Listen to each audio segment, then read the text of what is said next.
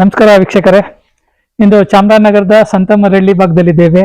ಅದರಲ್ಲೂ ಕೂಡ ವಿಶೇಷವಾಗಿ ಈ ಗ್ರಾಮೀಣ ಭಾಗದಲ್ಲಿ ರೈತರ ಪರ ಅನೇಕ ಕೆಲಸಗಳನ್ನ ಮಾಡಿದಂಥವರು, ಜನಸೇವೆಯನ್ನ ಮಾಡಿದಂಥವರು, ಎಲ್ಲಕ್ಕಿಂತ ಹೆಚ್ಚಾಗಿ ಹಾವುಗಳನ್ನ ಸಂರಕ್ಷಣೆ ಮಾಡುವಂಥವರು, ಜನರು ಪ್ರೀತಿಯಿಂದ ಅವರಿಗೆ ಸ್ನೇಕ್ ಮಹೇಶ್ ಅಂತನೂ ಕೂಡ ಕರೆದಂತ ಸ್ನೇಹಿತರು ಹಾಗೂ ಈ ಭಾಗದ ಜನಪ್ರಿಯ ಸ್ನೇಕ್ ಮಹೇಶ್ ಅಂತಾನೆ ಗುರುತಿಸ್ಕೊಂಡಿರುವಂತ ಗೆಳೆಯರು ಆಗಿರುವಂತ ಮಹೇಶ್ ಅವ್ರ ಜೊತೆ ಇದ್ದೀವಿ. ಹಾಗಾಗಿ ಈ ಕಾರ್ಯಕ್ರಮಕ್ಕೆ ನಾವು ಪ್ರೀತಿಯಿಂದ ಸ್ವಾಗತವನ್ನು ಕೊಡ್ತೀವಿ. ನಮಸ್ಕಾರ ನಮಸ್ತೆ ಸರ್. ನಾನು ಈಗಾಗಲೇ ಹೇಳಿದ್ದೀನಿ, ಈ ಭಾಗದಲ್ಲಿ ಅನೇಕ ರೈತರು ಕೆಲಸವನ್ನ ಮಾಡುವಂತವ್ರು, ರೈತರಿಗೆ ಪರೋಪಕಾರಿಯಾಗಿರುವಂತದ್ದು ಒಂದು ಭಾಗ ಹಾವುಗಳು, ಹಾವಿನ ಸಂತತಿ. ಈ ಭಾಗದಲ್ಲಿ ಎಲ್ಲರಿಗೂ ಕೂಡ ಹಾವು ಅಂತ ಹೇಳಿದ್ರೆ ಬಹಳಷ್ಟು ಎದುರುವಂತದ್ದು. ಹಾವು ಅಂತಂದ್ರೆ ಅಡಿಗೆ ನಡುಕ್ತವನು ಅಂತ ಒಂದು ಮಾತಿದೆ. ಅಂತ ಭಾಗದಲ್ಲಿರುವಂತ ನಾವು ಅಂದ್ರೆ ಅಂತ ಜನರ ಮಧ್ಯೆ ನಾವಿರುವಂತವ್ರು. ಹಾಗಾಗಿ ಈ ಒಂದು ಹಾವನ್ನ ಸಂರಕ್ಷಿಸಬೇಕು ಅನ್ನೋಂತ ಕಳಕಳಿ ನಿಮ್ಗೆ ಹೇಗ್ ಬಂತು ಸರ್? ಸರ್, ಆಕ್ಚುಲಿ ನಾನು ಸ್ಪೋರ್ಟ್ಸ್ ಬಗ್ಗೆ ತುಂಬಾ ಇಂಟ್ರೆಸ್ಟ್ ಇತ್ತು ಸರ್. ನಮ್ಮ ಫಾದರ್ AO ಆಗಿದ್ರು. ಅವ್ರಿಗೆ ಬ್ರೈನ್ ಟ್ಯೂಮರ್ ಬಂದು ಅನ್ಎಕ್ಸ್ಪೆಕ್ಟೆಡ್ ಆಗಿ ಡೆತ್ ಆದ್ರು. ಆಗ ಮನೆಯಲ್ಲಿ ಯಾರು ಜವಾಬ್ದಾರಿ ತಗೊಳ್ಳೋರು ಯಾರು ಇರಲಿಲ್ಲ. ಅಣ್ಣ ಫೈನಲ್ MBBS ಮಾಡ್ತಾ ಇದ್ರು, ತಮ್ಮ ಚಿಕ್ಕವನಿದ್ದ. ನಾನು ಎಜುಕೇಶನ್ ಡಿಸ್ಕಂಟಿನ್ಯೂ ಮಾಡಿ ಮನೆಗೆ ಬರ್ಬೇಕಾಯ್ತು.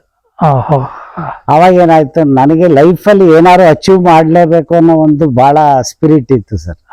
ಬಟ್ ಸ್ಪೋರ್ಟ್ಸ್ ಹೋಯ್ತು ಅಲ್ಲಿಗೆ. ಅವಾಗ ಏನಾಯ್ತು, ಮತ್ತೆ ಇಲ್ಲಿಗೆ ಬಂದಲ್ಲ, ಮತ್ತೆ ಜೀವನ ಇಲ್ಲಿ ಸ್ಟಾರ್ಟ್ ಆಯ್ತು. ಆದ್ರೂ ಏನಾದ್ರೂ ಒಂದ್ ನಾನ್ ಮಾಡ್ಲೇಬೇಕು ಅನ್ನೋ ಒಂದು ಇದು ಗುರುತಿಸ್ಕೊಳ್ಳೋಕೆ ಮಾಡ್ಲೇಬೇಕೇನಾರು ಅಂತ ಆವಾಗ ಈ ಫೀಲ್ಡ್ ತಗೊಂಡು ಬಂದ ಸರ್.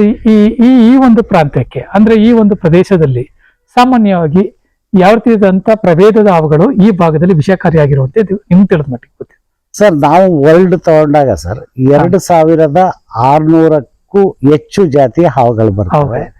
ಅಲ್ಲಿ ವಿಷಕಾರಿಯಾದಂಥ ಹಾವುಗಳು ಒಂದು 100 ಬರುತ್ತೆ. ಅದೇ ನಮ್ಮ ಭಾರತ ದೇಶ ತಗೊಂಡಾಗ 300ಕ್ಕೂ ಹೆಚ್ಚು ಜಾತಿ ಹಾವುಗಳಿದೆ. ನೋಡಿ, ನಮ್ಮ ಜನರಲ್ಲಿ ಏನಾಗಿದೆ ಅಂತಂದ್ರೆ, ಈಗ 300 ಹಾವುಗಳಿದೆ ಅಂದ್ರೆ ಯಾವುದೇ ಹಾವು ಕಚ್ಚಿದ್ರು ನಾವು ಸತ್ತೋಗ್ಬಿಡ್ತೀವಿ. ಆ ಭಯ, ಆ ಫೋಬಿಯಾ ಬಂದಿದೆ. ಅದ್ ಯಾಕೆ ಹಂಗಾಗಿದೆ ಅಂದ್ರೆ ಸರ್, ಈಗ ನೋಡಿ, ನೀವು ಮಗು ಆಗಿದ್ದಾಗಿನಿಂದನೂ ನಿಮ್ಗೆ ಏನ್ ಮಾಡ್ತಾರೆ, ಹೋಗ್ಬೇಡ, ಅಲ್ಲಿ ಹೋದ್ರೆ ಹಾವಿದೆ, ಕಚ್ಚಿದ್ರೆ ಸತ್ತೋಗ್ಬಿಡ್ತೀಯ. ನೀನು ಊಟ ಮಾಡ್ಲಿಲ್ಲ ಅಂದ್ರೆ ಪೊಲೀಸ್ಗೆ ಹಿಡ್ಕೊಟ್ಬಿಡ್ತೀವಿ. ಇವತ್ತು ನೀವು ಇಷ್ಟೆಲ್ಲ ಇದ್ರು ಯಾವನೋ ಒಬ್ರು ಪೊಲೀಸ್ ಎದುರುಗಡೆ ಬಂದ್ರೆ ಸ್ವಲ್ಪ ಶೇಕ್ ಆಗ್ತೀರ. ಏನೋ ಸಂಬಂಧನೇ ಇರಲ್ಲ. ಆದ್ರೆ ಏನಾಗತ್ತೆ ಅಂದ್ರೆ, ಆ ಭಯ ಅನ್ನೋದನ್ನ ಆ ಮಗುವಿಂದ ಚಿಕ್ಕ ವಯಸ್ಸಿಂದನ ನಿಮ್ಗೆ ಇದ್ ಮಾಡಿರ್ತಾರ ನೋಡಿ. ಅದರಿಂದ ಏನಾಗತ್ತೆ, ಆ ಭಯ ಹಂಗೆ ಉಳ್ಕೊಂಡಿದೆ. ಯಾವುದೇ ಹಾವು ನೋಡಿದ್ರು ನಾವು ಕಚ್ಚಿದ್ರೆ ಸತ್ತೋಗ್ತೀವಿ. ನೋಡಿ ಸರ್, ನಮ್ಮಲ್ಲಿ 300 ಜಾತಿ ಹಾವಿದೆ ಅಂತ ಹೇಳಿದೆ ಈ ಭಾಗದಲ್ಲಿ, ಭಾರತ ದೇಶದಲ್ಲಿ. ಅಂದ್ರೆ ಇದರಲ್ಲಿ ವಿಷಕಾರಿ ಹಾವುಗಳು ಕೇವಲ ಬೆರಳೆಣಿಕೆ ಅಷ್ಟು ಸರ್, ಬರೀ 4 ಯಾವ್ಯಾವ ಸರ್? ಒಂದು ಕಾಳಿಂಗ ಸರ್ಪ, ಅದು ನಮ್ಮಲ್ಲಿ ಬರೋದೇ ಇಲ್ಲ ಸರ್. ಅದು ಮಲೆನಾಡು ಪ್ರದೇಶದಲ್ಲಿ ಕಾಣಿಸ್ಕೊಳ್ಳೋದು, ನಮ್ಮಲ್ಲಿ ಎಲ್ಲೂ ಬರಲ್ಲ. ನಾವು ವಾಸ ಮಾಡ್ತಕ್ಕಂಥ ಪ್ರದೇಶದಲ್ಲಿ ಸರ್ ಕೇವಲ 3 ಮಾತ್ರ ವಿಷದ ಹಾವುಗಳಿರೋದು. ಆಲ್ಮೋಸ್ಟ್ ಎಲ್ಲರಿಗೂ ಗೊತ್ತೇ ಇದೆ ಸರ್. ಒಂದು ನಾಗರಾವ್ ಅಂತ ಹೇಳ್ತೀವಿ, ಕೋಬ್ರಾ. ಇನ್ನೊಂದು ರೆಸಲ್ ವೈಪರ್ ಅಂತ ಹೇಳ್ತೀವಿ, ಮಂಡಲ ಹಾವು ಅಂತ ಹೇಳ್ತೀವಿ. ಇನ್ನೊಂದು ಕಾಮನ್ ಕ್ರೇಟ್ ಅಂತ ಹೇಳ್ತೀವಿ ಸರ್, ಕಟ್ಟಾವು ಅಂತ. ಈಗ ಏನಾಗಿದೆ ಸರ್, ಅದ್ರ ಬಗ್ಗೆ ಯಾರೂ ತಲೆ ಕೆಲ್ಸ್ಕೊಳಕ್ಕೆ ಹೋಗಲ್ಲ. ಕಟ್ಟಾವು ಬಗ್ಗೆ ಯಾರನ್ನ ಕೇಳಿ, ಮಂಡಲಾವು ಮತ್ತೆ ನಾಗರಾವು ತುಂಬಾ ಡೇಂಜರಸ್ ಅಂತ ಹೇಳ್ತಾರೆ. ಕಟ್ಟಾವು, ಈಗ ನಿಮ್ಮ ಮನೆಗೆ ಅಕಸ್ಮಾತ್ ಕಟ್ಟಾವು ಬಂತು ಅಂತ ಇಟ್ಕೊಳ್ಳಿ, ಕಾಮನ್ ಕ್ರೇಟ್, ನಿಮ್ ಮಿಸಸ್ ನಿಮ್ಗೆ ಹೇಳೋದೇ ಇಲ್ಲ. ನೋಡ್ತಾರೆ, ಏನಿದು, ಒಂದು 1.5 feet ಏನಾಗಿದೆ, ಎಷ್ಟಪ್ಪ ಇದೆ, ಏನು ಒಂದು ಪೆನ್ಸಿಲ್ ಅಷ್ಟಪ್ಪ ಇದೆ, ಇದಕ್ಕೇನ್ ನಮ್ಮನೆಯವ್ರು ಕರೆಯೋದು. ಏನ್ ಮಾಡ್ತಾರೆ, ಒಂದ್ ದೊಡ್ಡ ಕೋಲು ತಗೊಳಲ್ಲ ಸರ್. ಅದನ್ನ ಪಾಪ ಅವ್ರಿಗೆ ಅದನ್ನ ಸಾಯಿಸ್ಬೇಕು ಅನ್ನೋ ಒಂದ್ ಇದು ಇಲ್ಲ, ಭಯ. ಆದ್ರೂ ಇದಕ್ಕೇನಕ್ ಮನೆಯವ್ರು ಕರಿಬೇಕು? ಒಂದ್ ಕೋಲ್ ತಗೊಂಡು ಸರ್, ಒಂದ್ 2 ಏಟ್ ಹೊಡೆದು ಪೂರ್ತಿನೂ ಸಾಯಿಸಲ್ಲ ಸರ್.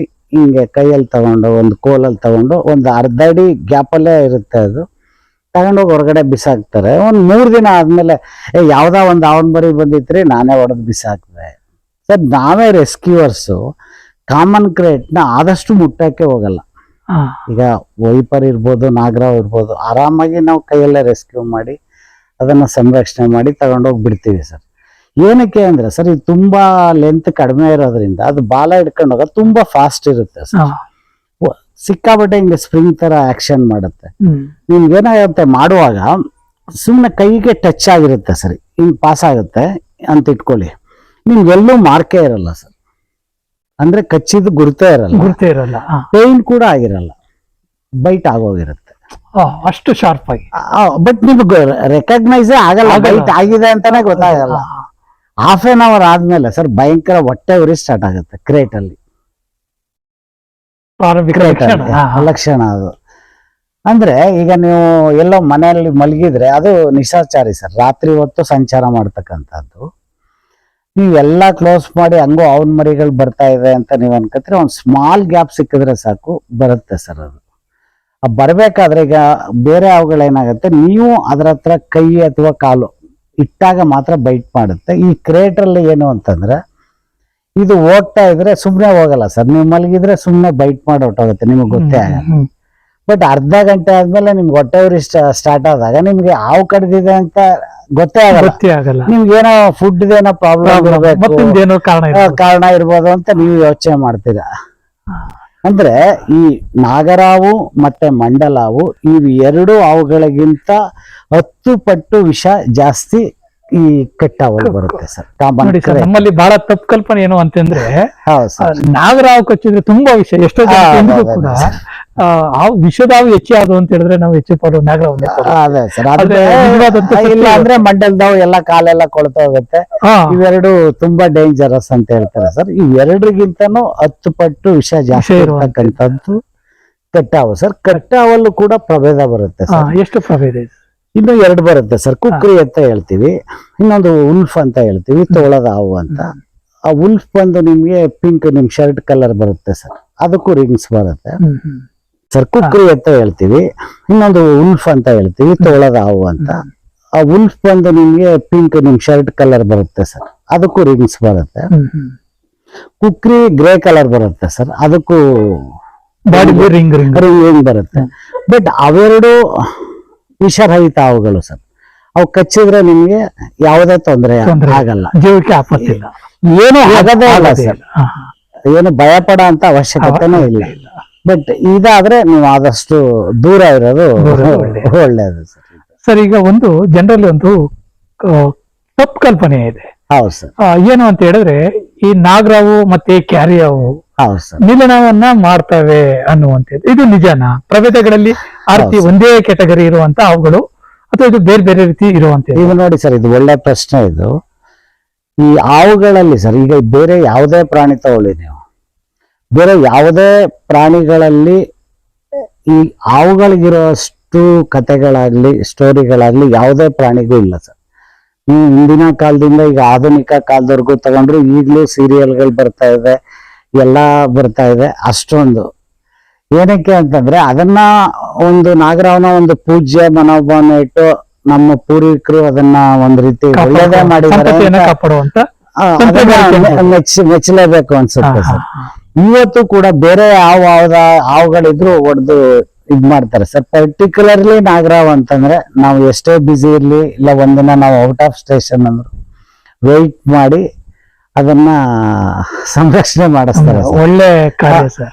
ಅದರಿಂದ ಅದನ್ನ ನಾವು ಮೆಚ್ಚಲೇಬೇಕು. ಅದಕ್ಕೆ ನೀವು ಹೇಳಿದ್ರಲ್ಲ ಸರ್, ಅದು ಏನಾಗುತ್ತೆ ಅಂತಂದ್ರೆ ಸರ್, ನಾಗರಾವಲ್ಲೂ ಗಂಡು ಹೆಣ್ಣು ಬರುತ್ತೆ, ಕೇರೆ ಹಾವಲ್ಲೂ ಗಂಡು ಹೆಣ್ಣು ಬರುತ್ತೆ ಸರ್. ಆ ಪ್ರಭೇದ ಅದು ಎರಡು ಬೇರೆ ಬೇರೆ ಪ್ರಭೇದಗಳು ಸರ್. ನಾಗರಾವು ಮತ್ತು ಕೇರೆ ಹಾವು ಸೇರಿದೆ ಅಂತಂದ್ರೆ ಅದು ಮಿಲನ ಅಲ್ಲ ಸರ್, ಅದು ಕದನ.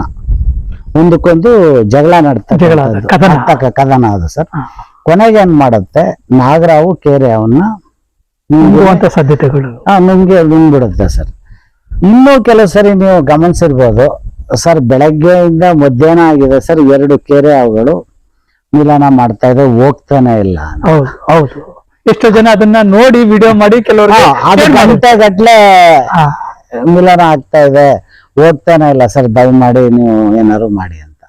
ಅದು ಕೂಡ ಮಿಲನ ಅಲ್ಲ ಸರ್, ಕದನ. ಕರೆಕ್ಟ್ ಸರ್, ಕದನ. ಯಾಕೆ ಅಂತಂದ್ರೆ ಅಲ್ಲಿ ಇನ್ನೂ ಒಂದು ಕೆರೆ ಆಗಿರುತ್ತೆ ಸರ್. ಈ ಎರಡು ಮೇಲಾಗಿರ್ತವೆ. ಇನ್ನೊಂದು ಕೇರೆ ಹಾವು ಎಲ್ಲ ಬೇರೆ ಕಡೆ ಇರುತ್ತೆ. ಅದ್ರ ಜೊತೆ ಸೇರ್ಲಿಕ್ಕೆ ಇವೆರಡು ಕೇರೆ ಹಾವು ಬೆಳಗ್ಗೆಯಿಂದ ಸಂಜೆವರೆಗೂ ಹೋರಾಟ ನಡೆಸಿ ಯಾವುದು ಸೋತೋಗುತ್ತೆ ಅದು ಹೊಟ್ಟೋಗುತ್ತೆ. ಆಮೇಲೆ ಈ ಕೇರೆ ಹಾವು ಅದನ್ನ ಹೋಗಿ ಸೇರ್ತಕ್ಕಂಥದ್ದು. ಜನಗಳು ಬೇಡಿ ಅದನ್ನ ರೆಸ್ಕ್ಯೂ ಮಾಡೋದ್ ಬೇಡ, ಹೋಗ್ತವೆ ಬಿಟ್ಬಿಡಿ ಅಂದ್ರೆ ಕೇಳಲ್ಲ ಸರ್. ಇಲ್ಲ ಅಂದ್ರೆ ಒಡೆದ್ ಬಿಸಾಕ್ತಾರೆ. ಅವುಗಳಲ್ಲೂ ಸಂಗತಿಗಾಗಿ ಇದೆ ಸರ್. ಅದರಿಂದ ಏನಾಗುತ್ತೆ ಸರ್, ನಾವು ಅದನ್ನ ಸಂರಕ್ಷಣೆ ಮಾಡಿ ನೋಡಿದಾಗ ಎರಡೂ ಮೇಲೆ ಆಗಿದೆ ಸರ್. ಯಾಕೆಂದ್ರೆ ಯಾವುದೋ ಆತರ ದಿನಗಟ್ಲೆ ಮಿಲನ ಆಗ್ಲಿಕ್ಕೆ ಸಾಧ್ಯನೇ ಇಲ್ಲ. ಇದು ಸತ್ಯನ ನಾವು ಅದನ್ನ ನೋಡ್ಬೇಕಲ್ಲ ಅಂತ ನಾವು ಅದನ್ನ ನೋಡಿದಾಗ ಅವು ಎರಡು ಮೇಲೆ ಆಗಿರುತ್ತೆ ಸರ್. ಆಮೇಲೆ ಇನ್ನೊಂದೇನು ಅಂತಂದ್ರೆ ಯಾವುದೇ ಪ್ರಾಣಿಗಳನ್ನ ಸರ್ ನೀವು ನೋಡಿದ ತಕ್ಷಣ ಅದನ್ನ ಮೇಲ್ ಅಂಡ್ ಫೀಮೇಲ್ ಅಂತ ನಾವು ಗಂಡು ಅಥವಾ ಹೆಣ್ಣು ಅಂತ ಗುರುತಿಸ್ಬೋದು. ಅವುಗಳಲ್ಲಿ ನಾವು ನೋಡಿ ಗುರುಸ್ಲಿಕ್ಕೆ ಆಗಲ್ಲ ಸರ್. ಬಹಳ ಹೆಚ್ಚು ಕೇರ್ ಇಲ್ಲ, ಅಲ್ಲಿ ಕೆಳಗಡೆ ಗುದ ದ್ವಾರ ಬರುತ್ತೆ ಸರ್. ಅದನ್ನ ಓಪನ್ ಮಾಡಿ, ಅಂದ್ರೆ ಓಪನ್ ಅಂದ್ರೆ ಜಸ್ಟ್ ಹಿಂಗೆ ಇದ್ ಮಾಡಿ ನೋಡಿದ್ರೆ ಅದು ಮೇಲ್ ಅಥವಾ ಫಿಮೇಲ್ ಅಂತ ಗೊತ್ತಾಗುತ್ತೆ ಸರ್. ಈಗ ಪ್ರಮುಖವಾಗಿರುವಂತದ್ದು ಈ ಪ್ರಶ್ನೆ ಅಂತ ಅನ್ಕೊಡ್ತೀನಿ ನಾನು ಸರ್. ಹೌದು ಸರ್. ಯಾಕೆಂದ್ರೆ ಹಾವುಗಳು ಕಂಡ ತಕ್ಷಣ ಕೆಲವರೆಲ್ಲರೂ ಕೂಡ ಗಾಬರಿ ಆಗ್ತಾರೆ. ನಿಮ್ಗೆ ತುಂಬಾ ಕರೆಗಳು ಕೂಡ ಬರುತ್ತೆ. ಹೌದು ಸರ್. ಅಲ್ಲ ಸರ್, ಅದು ಹೇಳಕ್ಕೆ ಆಗೋದಿಲ್ಲ. ಯಾಕಂದ್ರೆ ಈ ಭಾಗದಲ್ಲಿ ಮಹೇಶ್ ಅಂದ್ರೆ ಯಾರು ನಿಮ್ಮನ್ನೇ ತೋರಿಸುವಂತ, ಮತ್ತೆ ಬೇರೆ ಬೇರೆ ಕಡೆನೂ ಕೂಡ ಹೆಬ್ಬಾವುಗಳು ಈಗ ನಮ್ಮ ಬೆಳಗಿರಿ ರಂಗನ ಬೆಟ್ಟದ ಹತ್ರ ಅದೆಲ್ಲ ಬಿಟ್ಟು ಅದನ್ನ ಪತ್ರಿಕೆಗಳಲ್ಲಿ ಮಾಧ್ಯಮಗಳಲ್ಲಿ ನಾನು ನೋಡಿದ್ದೇನೆ. ಸರಿ, ಈ ಹಾವು ಸಾಮಾನ್ಯವಾಗಿ ಹೊಲದಲ್ಲಿ ಹೋಗುವಂತ ಸಂದರ್ಭದಲ್ಲಿ ಯಾರು ಗೊತ್ತಿಲ್ಲದೆ ಕಚ್ಚಿದಂತ ಸಂದರ್ಭದಲ್ಲಿ ನಾವು ಪ್ರಾಥಮಿಕ ಚಿಕಿತ್ಸೆಯನ್ನು ಹೇಗ್ ಮಾಡ್ಬೇಕು ಸರ್? ಸರ್ ನಾವ್ ಏನ್ ಹೇಳ್ತೀವಿ ಅಂದ್ರೆ, ಈಗ ನಿಮ್ಗೆ ಹಾವು ಕಡಿತ ಆಯ್ತು, ಸ್ನೇಕ್ ಬೈಟ್ ಆಯ್ತು, ಫಸ್ಟ್ ನೀವು ಗಾಬರಿ ಆಗ್ಬೇಡಿ. ಮೊದ್ಲಾದ್ರೆ ಟ್ರೀಟ್ಮೆಂಟ್ ಇರ್ಲಿಲ್ಲ ಸರ್. ಈಗ ಎಲ್ಲಾ ಕಡೆ ಟ್ರೀಟ್ಮೆಂಟ್ ಇದೆ. ಮೇನ್ ಆಗಿ ನಾವು ಏನಕ್ಕೆ ನಿಮ್ಗೆ ಗಾಬರಿ ಆಗ್ಬೇಡಿ ಅಂತ ಹೇಳ್ತೀವಿ ಅಂತ ಹೇಳಿದ್ರೆ, ಹಾವುಗಳು ಪೂರ್ತಿ ಮಾಂಸಾಹಾರಿ ಪ್ರಾಣಿಗಳು. ಅವು ಏನ್ ಮಾಡ್ತವೆ ಸರ್, ಒಂದು ಕಪ್ಪೆ ಇರ್ಬೋದು, ಇಲ್ಲ ಇಲಿ ಇರ್ಬೋದು, ಗೋಸಂಬಿ ಇರ್ಬೋದು, ಆ ಬೇಟೆಗೋಸ್ಕರ ಅದನ್ನ ಕ್ಯಾಚ್ ಮಾಡ್ತಾವಲ್ಲ ಸರ್. ಆ ಹಿಂದೆ ಹೇಳ್ತಾ ಇದ್ರು ಹಳ್ಳಿಗಳಲ್ಲಿ, ಕಚ್ಚಿ ಹಿಂಗೆ ಟ್ವಿಸ್ಟ್ ಮಾಡಿದ್ರೆ ಮಾತ್ರ ಪಾಯ್ಸನ್ ಆಗುತ್ತೆ. ಅದು ಸುಳ್ಳು ಸರ್. ಎರಡು ವಿಷದಲ್ಲಿ ಮೇಲ್ಗಡೆ ಬರುತ್ತೆ. ಆ ವಿಷ ಆಲ್ರೆಡಿ ಅದರಲ್ಲಿ ಹಿಂದ್ಗಡೆ ಸ್ಟೋರ್ ಆಗಿರುತ್ತೆ, ರೆಡಿ ಇರುತ್ತೆ. ನಿಮ್ಗೆ ಬೈಟ್ ಆದ ತಕ್ಷಣ ನಿಮ್ ಬಾಡಿಗೆ ಪಾಯ್ಸನ್ ಬರ್ತಕ್ಕಂಥದ್ದು ಸರ್. ಅದೇನಾಗುತ್ತೆ, ಅದು ಯಾವುದೇ ಒಂದು ಪ್ರಾಣಿನ ಅದು ತನ್ನ ಬೇಟೆಗೆ ಕ್ಯಾಚ್ ಮಾಡಿದಾಗ ಸರ್, ಆ ವಿಷ ಏನಾಗುತ್ತೆ, ಖಾಲಿ ಆಗುತ್ತೆ ಸರ್. ಅದು ಪೂರ್ತಿ ಕ್ಯಾಚ್ ಮಾಡಿ ಅದು ಆಹಾರ ಸೇವನೆ ಮಾಡಿದಾಗ ಅದರಲ್ಲಿ ಇರ್ತಕ್ಕಂಥ ವಿಷ ಏನಾಗುತ್ತೆ, ಪೂರ್ತಿ ಖಾಲಿ ಆಗ್ತದೆ.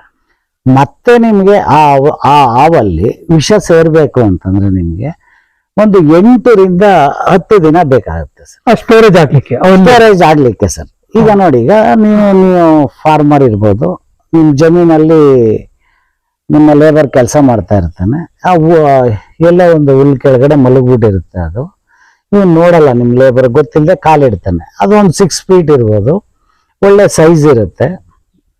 ಕಚ್ಚುತ್ತೆ ಅವನಿಗೆ, ಅವು ಕಚ್ಬಿಡುತ್ತೆ ಅವ್ನು ಕಾಲಿಟ್ಟಾಗ. ಆ ಬ್ಲಡ್ ಹರಿತಾ ಇರುತ್ತೆ. ಬಟ್ ಅದು 5 ದಿನದಿಂದ ಬೇಟೆ ಆಡಿರುತ್ತೆ ಅಂತ ಇಟ್ಕೊಳ್ಳಿ, ಇವನ್ಗೆ ವಿಷ ಹೋಗೇ ಇರಲ್ಲ. 10 ಜನ 5 ದಿನ ಆಗಿರುತ್ತೆ ಅಂತ ಇಟ್ಕೊಳ್ಳಿ, ಅದು ಬೈಟ್ ಮಾಡುತ್ತೆ. ಆದ್ರೂ ನಿಮ್ ಲೇಬರು ಬದುಕಲ್ಲ, ಸತ್ತೋಗ್ತಾನೆ.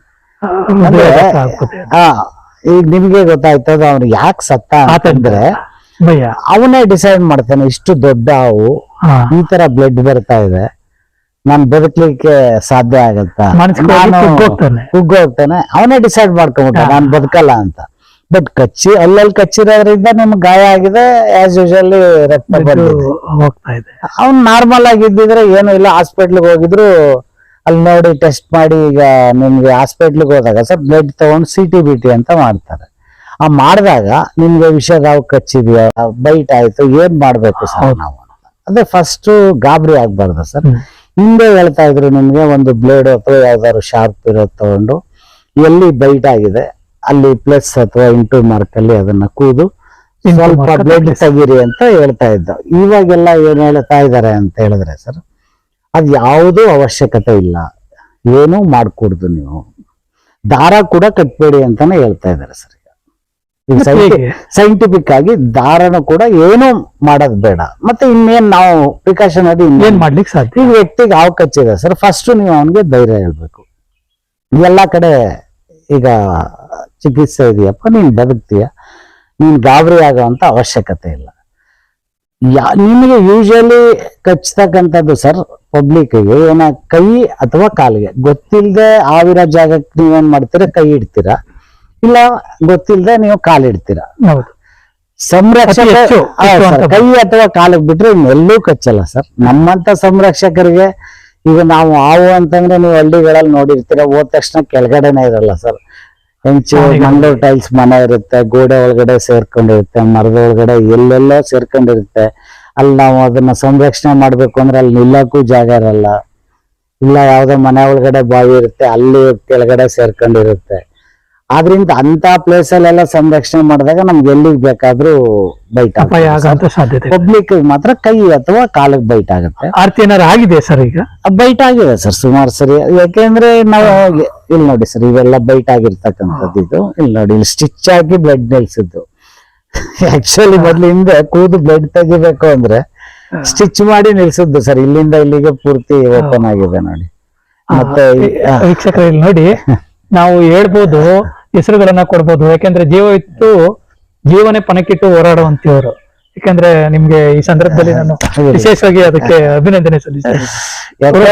ಏನಾಗತ್ತೆ ಅಂದ್ರೆ ಸರ್, ನಾವು ಈಗ ನಾನು ತುಂಬಾ ಅವುಗಳ ಸಂರಕ್ಷಣೆ ಮಾಡಿದ್ರು ಸರ್. ನಾನು ಸಂರಕ್ಷಣೆಗೆ ಹೋದ್ರೆ ಪ್ರತಿದಿನ ಹೋದಾಗ್ಲೂ ನಂದು ಇದು ಮೊದಲನೇ ಹಾವು ಅಂತಾನೆ ಸಂರಕ್ಷಣೆ ಮಾಡೋದು. ನಾನು ಇಷ್ಟೊಂದು ಏನ್ ಮಾಡಿದೀನಿ, ಇಷ್ಟೊಂದು ಹಾವು ಹಿಡಿದಿದ್ದೀನಿ, ಅಹಂ ಇದ್ರೆ ಸರ್ ನಾವ್ ಯಾವತ್ತಿದ್ರು ಈ ಫೀಲ್ಡ್ ಅಲ್ಲಿ ಕಷ್ಟನೇ. ಬಟ್ ಆದ್ರೂ ಏನ್ ಬೇಕಾದ್ರೂ ಆಗ್ಬೋದು. ನಾವ್ ಇಷ್ಟೆಲ್ಲ ಪ್ರಿಕಾಷನರಿ ತಗೊಂಡು ಆಗಿದೀವಿ, ಮತ್ತೆ ಟ್ರೀಟ್ಮೆಂಟ್ ತಗೊಂಡಿದೀವಿ, ಬದುಕಿದೀವಿ ಅಂತಂದ್ರೆ ಎಲ್ಲರ ಆಶೀರ್ವಾದ ಕಾರಣ ಇರ್ಬೋದು ಸರ್. ಈಗ ಒಂದು ಈ ಮಾತು ಹೇಳ್ಬೇಕು ಅಂತ ಹೇಳಿ, ಇದಕ್ಕೆ ನಿಮ್ಮ ಮನೆಯ ಕುಟುಂಬದ ಬೆಂಬಲ ಇದೆಯಾ ಸರ್? ಸ್ಟಾರ್ಟಿಂಗ್ ಹಿಂದೆ ಕುಟುಂಬ ಇರ್ತದೆ, ನಿಮ್ಮ ನಂಬುವಂತ ಇರುತ್ತೆ ಸರ್. ಮಕ್ಕಳು ಮನೆಯಲ್ಲಿ ತುಂಬಾನೇ ಯಾರು ಸಹಜವಾಗಿ ಒಪ್ಪಲ್ಲ ಸರ್. ನಮ್ಮ ಮನೇಲಿ ತುಂಬಾ ಒಂದ್ 2-3 ವರ್ಷ ತುಂಬಾ ಗಲಾಟೆನೇ ಆಯ್ತು. ನೀವ್ ಮಾಡ್ಕೂಡ್ದು, ಮತ್ತೆ ನಮ್ ಫ್ರೆಂಡ್ಸ್ ಎಲ್ಲ ಕರ್ಸಿ ಹೇಳಿದ್ರು ಏನಕ್ ಬೇಕು ಇವ್ರಿಗೆ, ಜೀವನ ಪಣ ಇಟ್ಟು ಏನಿದೆ, ಬೇರೆ ಏನಾದ್ರು ಮಾಡ್ಲಿ, ಆತರ ಮಾಡ್ಬೇಕು ಅಂತ ಎಲ್ಲ ಸಹಜವಾಗಿ ಅಲ್ವಾ ಸರ್? ಅದಕ್ಕೆ ನಾನು ಒಂದೇ ಹೇಳದ್ದು, ಈಗ ಒಂದು ವ್ಯಕ್ತಿಗೆ ನಮ್ಮ ರಿಲೇಷನ್ ಇರ್ಬೋದು, ಫ್ರೆಂಡ್ ಇರ್ಬೋದು, ಆಕ್ಸಿಡೆಂಟ್ ಆಗುತ್ತೆ, ಇಲ್ಲ ಅವ್ರು ಡೆತ್ ಆಗಿರ್ಬೋದು, ಇಲ್ಲ ಮೇಜರ್ ಆಗಿ ಆಕ್ಸಿಡೆಂಟ್ ಆಗಿರ್ಬೋದು. ಅವ್ರು ನೋಡ್ಲಿಕ್ಕೆ ಯಾವ್ದ್ರಲ್ಲಿ ಹೋಗ್ತೀರಾ ನೀವು? ಯಾವ್ದ್ರಲ್ಲಿ ಹೋಗ್ತೀರಾ ಸರ್ ನೀವು? ಕಾರಲ್ಲೇ ತಾನೆ ಸರ್, ಏನಾದ್ರು ಒಂದು ವ್ಯವಸ್ಥೆ ಮಾಡ್ಕೊಂಡು ಕಾರಲ್ಲೇ ತಾನೆ ನೀವು ಹೋಗೋದು ಹೆಚ್ಚು ಬೇಗ ಅಲ್ವಾ ಸರ್? ನಿಮ್ ಫ್ರೆಂಡ್ ಅಲ್ಲಿ ಆಗಿರೋದು ಯಾವ್ದ್ರಿಂದ ಸರ್? ಅಲ್ಲಿ ದುರಂತ ಆಗಿರೋದು ಕಾರ್ ಆಕ್ಸಿಡೆಂಟ್. ನಡ್ಕೊಂಡು ಹೋಗಿ ಸರ್, ಕಾರ್ ಯೂಸ್ ಮಾಡ್ಬೇಡಿ ನೀವು. ಸಿಂಪಲ್ ಸರ್, ಲಾಜಿಕ್ ಅಷ್ಟೇ. ಅದನ್ನ ನಾವು ಅರ್ಥ ಮಾಡ್ಕೋಬೇಕಷ್ಟೇ. ಎಲ್ಲಾದ್ರಲ್ಲೂ ತೊಂದರೆಗಳು, ಅನಾಹುತಗಳು ಇದೆ ಸರ್. ಇನ್ನು ಒಂದು ಒಳ್ಳೆ ಕೆಲಸ ಮಾಡ್ತಾ ಇದೀವಿ ಅಂದು ಅದ್ರಲ್ಲೇ ಹೋಗ್ಬೇಕು ಅಂತಂದ್ರೆ ನಾವು ಏನೋ ಮಾಡ್ಲಿಕ್ಕೆ ಆಗಲ್ಲ. ಅಲ್ಲ, ಧೈರ್ಯವಂತರು ಸರ್ ಅಲ್ವಾ ಸರ್? ಅಂತಲ್ಲ, ಈ ರೀತಿ ಆತ್ಮಸ್ಥೈರ್ಯವನ್ನ ಪಣಕ್ಕಿಟ್ಟು ಮನೆಯವ್ರನ್ನ ಎದುರಾಕೊಂಡು ಮಾಡುವಂತದ್ದು, ಅದು ಸಾಮಾಜಿಕಮುಖಿ ಕೆಲಸಗಳಲ್ಲಿ ಕಷ್ಟ. ಇವತ್ತೊಂದ್ ದಿನ ನಾವು ನೆನೆಸ್ಕೊಂಡ್ರೆ ಎಲ್ಲರೂ ಕೂಡ ಮನೆ, ಕುಟುಂಬ, ಮಕ್ಕಳು, ಹಿತಾಸಕ್ತಿ ಇಷ್ಟನ್ನೇ ನೋಡ್ತಾರೆ ವಿನಃ ಈ ರೀತಿ ಪ್ರಾಣಕ್ಕಿಟ್ಟು ಏನು ಅಪೇಕ್ಷೆ ಮಾಡಿಲ್ಲ ಸರ್. ಅವಾಗ ಒಂದು 3 ವರ್ಷ ಸ್ವಲ್ಪ ತುಂಬಾನೇ ಫೈಟ್ ಮಾಡಿದ್ರು ಬೇಡ ಅಂತ. ಈಗ ಅವರೇ ಫುಲ್ ಸಪೋರ್ಟ್ ಮಾಡ್ತಾರೆ. ಈಗ ಟಿವಿಯಲ್ಲಿ ನೋಡ್ತಾರೆ, ಪೇಪರ್ ಅಲ್ಲಿ ನೋಡ್ತಾರೆ, ಎಲ್ಲೋ ಹೋಗ್ತಿರ್ತೀವಿ, ಅವೇರ್ನೆಸ್ ಪ್ರೋಗ್ರಾಮ್ಸ್ ಎಲ್ಲ ಕೊಡ್ತೀವಿ. ಮಕ್ಳು ಓಡ್ ಬರ್ತಾರೆ, ಅವ್ರ ಪೇರೆಂಟ್ಸ್ ಇರ್ತಾರೆ, ಹೇಳ್ತಾರೆ ಪಾಪ ಇವರೇನೆ ನಮ್ಮ ಸ್ಕೂಲಿಗೆ ಬಂದಿದ್ರು, ಕಾಲೇಜಿಗೆ ಬಂದಿದ್ರು, ಪ್ರೋಗ್ರಾಮ್ ಎಲ್ಲ ಕೊಟ್ರು, ತುಂಬಾ ಚೆನ್ನಾಗಿ ಮಾತಾಡಿದ್ರು, ಅವುಗಳ ಬಗ್ಗೆ ಎಲ್ಲ ತುಂಬಾನೇ ಹೇಳ್ಕೊಟ್ರು ಅಂತ. ಅವಾಗ ಏನಾಗುತ್ತೆ, ಅಯ್ಯೋ ನಾವು ಬೇಡ ಅಂತಿದ್ವಲ್ಲ, ಇಷ್ಟೆಲ್ಲ ಇದಿದೆ, ಇಲ್ಲ ನೀವು ಮಾಡ್ತಾ ಇರೋದು ಒಳ್ಳೆ ಕೆಲಸ ಅಂತ ಈಗ ಫುಲ್ ಸಪೋರ್ಟ್ ಇದೆ ಸರ್. ಈಗ ಏನೋ ಇದೆ ನಮ್ಮ ವಾಹಿನಿ ಕಡೆಯಿಂದ ನಿಮ್ಮ ಕುಟುಂಬಕ್ಕೂ ಕೂಡ ನಾವು ಇಲ್ಲಿಂದ ನಮಸ್ಕಾರ ತಿಳಿಸ್ತೀವಿ. ಯಾಕಂತಂದ್ರೆ ಇವತ್ತು ಅವ್ರನ್ನ ಬೆಂಬಲಿಸ್ತಿದ್ದೀರಿ ಅಂತ ಹೇಳಿ. ಹಾಗಾಗಿ ನೀವು ಕೂಡ ಚೆನ್ನಾಗಿರ್ಬೇಕು ಅನ್ನೋಂಥದ್ದು ನಮ್ಮ ಆರೈಕೆ ಸರ್. ಮತ್ತೊಂದು ಎದುರಿಸಿದ್ದೀರಿ, ಇದು ಪೂರ್ತಿ ಆಗ್ಲಿಲ್ಲ ಸರ್. ಫಸ್ಟ್ ಏಡ್ ಬಗ್ಗೆ ಕೇಳಿದ್ರಿ ನೀವು, ಅದು ಟಾಪಿಕ್ ಚೇಂಜ್ ಆಯ್ತು. ಏನ್ ಮಾಡ್ಬೇಕು ಅಂತ ನೀವು ಕೇಳಿದ್ರಿ. ಹೌದು, ಅದೇ ನಾನು ಹೇಳಿದೆ, ಫಸ್ಟ್ ಗಾಬರಿ ಆಗ್ಬಾರ್ದು ಸರ್. ಹಾವು ಕಚ್ಚಿದಾಗ ಮೂವ್ಮೆಂಟ್ಸ್ ಮಾಡಬಾರ್ದು. ಈಗ ನಿಮ್ಗೆ ಕೈಗೆ ಬೈಟ್ ಆಯ್ತು ಅಂದ್ರೆ ಸರ್ ಜಸ್ಟ್ ಈ ಕೈನ ಫೋಲ್ಡ್ ಮಾಡಿ ನಿಮ್ಗೆ ಫ್ರಾಕ್ಚರ್ ಆದಾಗ ಇಲ್ಲಿ ಜಸ್ಟ್ ಒಂದು ಟ್ಯಾಗ್ ಮಾಡ್ತಾರೆ. ಹೌದು. ಇದನ್ನ ಇಲ್ಲಿ ಟೈಟ್ ಮಾಡಬಾರ್ದು ಅಷ್ಟೇ, ಸುಮ್ನೆ ಲೂಸ್ ಆಗಿ ಒಂದು ದಾರದಲ್ಲಿ ಕಟ್ಗೆ ಟ್ಯಾಗ್ ಮಾಡ್ಬೇಕು ಸರ್. ಮೂವ್ಮೆಂಟ್ಸ್ ನ ಕಡಿಮೆ ಮಾಡೋದಕ್ಕೆ ಬ್ಲಡ್ ಸರ್ಕ್ಯುಲೇಷನ್ ಸ್ಲೋ ಮಾಡ್ಬೇಕಷ್ಟೇ, ಅಷ್ಟೇ ಬುದ್ಧಿವಂತಿಕೆ. ಈಗ ಕಾಲಿಗೆ ಬೈಟ್ ಆದ್ರೂ ಅಷ್ಟೇ ನಡಿಯಕ್ ಹೋಗ್ಬಾರ್ದು, ಚಲನೆ ಅಯ್ಯೋ ಸರ್ ಹೇಳಿದಾರೆ ನಂಗೆ ಸ್ನೇಕ್ ಬೈಟ್ ಆಗಿದೆ, ನಿಮ್ಮ ಹತ್ರ ಮೊಬೈಲು ಇಲ್ಲ, ಯಾರೋ ಫ್ರೆಂಡ್ಸು ಇಲ್ಲ, ಹಂಗಂತ ನೀವು ಕೂತ್ಕೊಳ್ಳೋದಲ್ಲ. ಯಾರು ಇಲ್ಲ ಅಂದ್ರೆ ನೀವು ನಡ್ಕೊಂಡು ಹೋಗಿ, ಬಟ್ ಎಲ್ಲಾ ಸೌಕರ್ಯ ಇರುವಾಗ ಮೂವ್ಮೆಂಟ್ಸ್ ಮಾಡಬೇಡಿ. ಅಷ್ಟು ಮಾಡಿ ಸರ್. ನಿಯರೆಸ್ಟ್ ಹಾಸ್ಪಿಟ್ಲ್ ಕರ್ಕೊಂಡು ಹೋದ್ರೆ ಒಂದು ಆ ವ್ಯಕ್ತಿನ ನಾವು ಆರಾಮಾಗಿ ಬದುಕಿಸ್ಕೋಬಹುದು ಸರ್. ಈಗ ಹಾವು ಕಚ್ಚದಿಂದ ಎಷ್ಟು ಬೇಗ ಆಸ್ಪತ್ರೆಗೆ, ಅಂದ್ರೆ ಸಮಯ ಎಷ್ಟು ಬೇಕಾಗ್ಬೋದು, ಅಂದ್ರೆ ಎಷ್ಟು ಬೇಗ ನಾವು ಕರ್ಕೊಂಡ್ರೆ ಸರ್ ಈಗ ಅಂತ ಅನಾಹುತ ತಪ್ಪಿಸ್ಲಿಕ್ಕೆ ಸಾಧ್ಯ? ಹಾವು ಕಡಿತ ಆದಾಗ ಸರ್ ಕನಿಷ್ಠ ನಾವು ಹೇಳೋದು ಸಮಯದ ಜೊತೆ ಮಾಡ್ತಕ್ಕಂತ ಯುದ್ಧ ಅಂತಾನೆ ಹೇಳ್ತೀವಿ ಸರ್. ನೀವು ಎಷ್ಟು ಬೇಗ ಹೋಗ್ತೀರೋ ಅಷ್ಟು ಬೇಗ ಒಳ್ಳೇದು ಸರ್. ಈಗ ಆಸ್ ಯೂಶುವಲಿ ಏನಾಗುತ್ತೆ ಸರ್, ನೀವು ನನ್ ಜೊತೆ ಇಷ್ಟೊಂದೆಲ್ಲ ಮಾತಾಡಿದ್ರ, ಇಷ್ಟೆಲ್ಲ ಹೇಳಿರ್ತೀನಿ ನಿಮ್ಗೆ, ದಯವಿಟ್ಟು ತಪ್ಪು ತಿಳ್ಕೋಬಾರ್ದು.